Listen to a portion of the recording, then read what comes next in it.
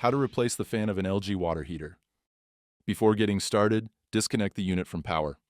First, remove the outer covering on top of the water heater by unscrewing the screws on both sides, as well as removing the plug on top. Then, take off the front cover of the white box by unscrewing the screw on the bottom right corner. Find and unplug the white plug connecting the fan to the board.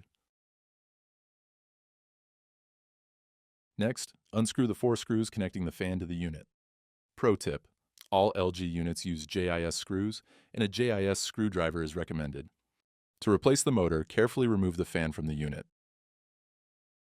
Then, remove the nut on top of the fan blade, and unscrew the 4 screws connecting the motor to the bracket. Now you can remove and replace the motor.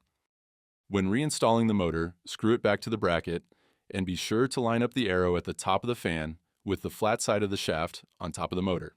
To complete the reinstallation, replace the nut on top of the fan.